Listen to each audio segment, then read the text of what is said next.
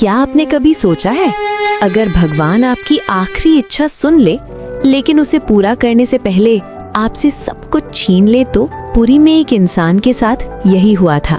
और उस दिन लोगों ने पहली बार कहा, जगन्नाथ बाबा सिर्फ भगवान नहीं है, वो इम्तिहान भी लेते हैं। पुरी के पास एक छोटा सा कस्बा था, वहाँ रहता था आदित्य।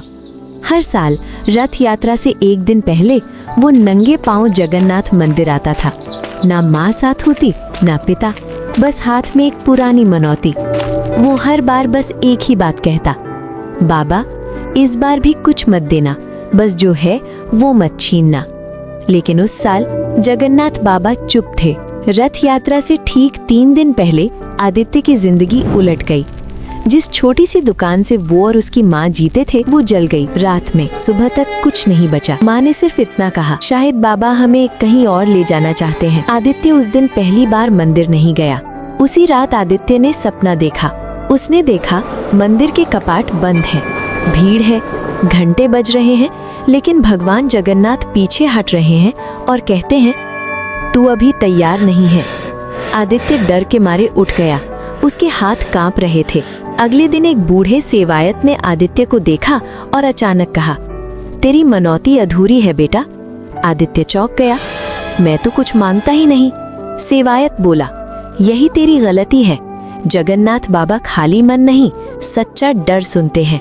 उस रात आदित्य की माँ ने एक सच बताया। पिता की मौत से पहले उन्होंने भी एक मनौती मानी थी, बाबा मेरे बेटे को कभी तुम्हारे बिना मत छोड़ना। और तभी से हर बार जब आदित्य कुछ खोता था, वो बाबा के और करीब जाता था।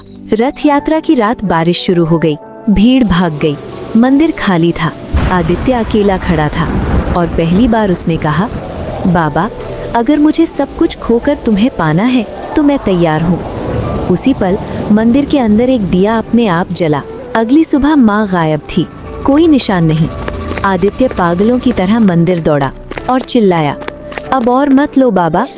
तभी सेवायत ने कहा, आज तू भगवान से नहीं, अपने डर से लड़ेगा। माँ मिली समुद्र किनारे, जिंदा लेकिन बेहोश। डॉक्टर बोले, अगर 1 घंटा और हो जाता तो। आदित्य वहीं बैठ गया और पहली बार उसकी आंखों से आंसू नहीं, शांति गिरी। सेवायत ने कहा, जगन्नाथ बाबा देने से पहले इंसान को तोड़ते नहीं, खाली करते हैं। आज आदित्य अब भी पुरी आता है, लेकिन अब वो कुछ नहीं मांगता। वो बस कहता है, बाबा जो तुमने रोका वही मुझे चाहिए था।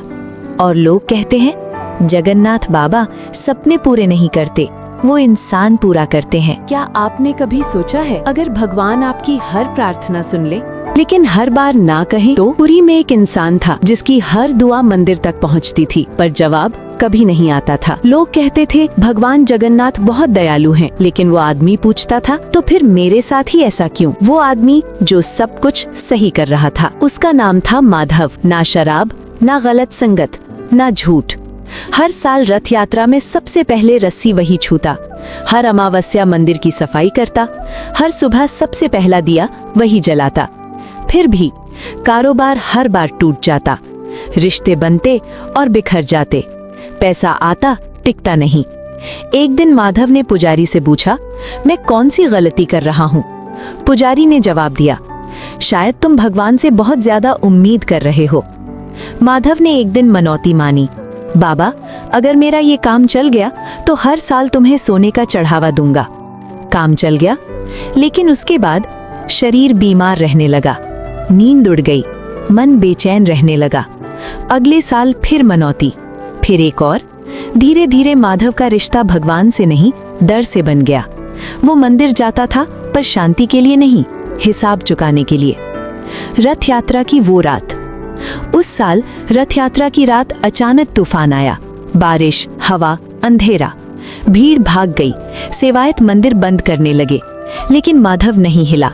वो रथ के सामने खड़ा रहा और चिल्लाया, अब क्या चाहिए बाबा, सब कुछ ले चुके हो। उस पल मंदिर के अंदर एक दिया अपने आप बुझ गया और एक बूढ़े सेवायत ने कहा, आज बाबा जवाब नहीं देंगे, आज तो अपने आप से लड़ेगा। जो छीना गया। अगले 3 महीनों में माधव का घर चला गया, बैंक बैलेंस शून्य, लोग दूर हो गए। एक रात माँ बोली, बेटा, तू भगवान से डरने लगा है, इसलिए सब भारी लग रहा है। उसी रात माधव ने सपना देखा। वो मंदिर में है, भगवान जगन्नाथ पीछे हट रहे हैं और कह रहे हैं, जब तक तू भरा है मैं तुझे कुछ नहीं दे सकता, खाली होना।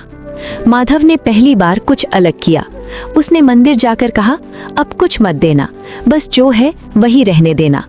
अजीब बात थी, उस दिन के बाद कोई नई परेशानी नहीं आई, न कुछ मिला न कुछ छिना, बस मन हल्का हो गया। वर्षों बाद, सालों बाद माधव फिर पुरी आया। अब उसके पास एक छोटा सा व्यापार था, सादा जीवन, शांत मन। वो मंदिर में गया, हाथ जोड़े, आंखें बंद की और बस इतना कहा, बाबा, जो तुमने रोका था वही सबसे जरूरी था। अंतिम संदेश। लोग कहते हैं भगवान जगन्नाथ देने से पहले इंसान को तोड़ते नहीं, खाली करते हैं, क्योंकि भरा हुआ हाथ प्रसाद नहीं पकड़ सकता और भरा हुआ मन भगवान नहीं। अगर भगवान आज चुप है तो समझ लेना वो कुछ देने की तैयारी में है, लेकिन उससे पहले तुम्हें हल्का होना पड़ेगा। जय जगन्नाथ।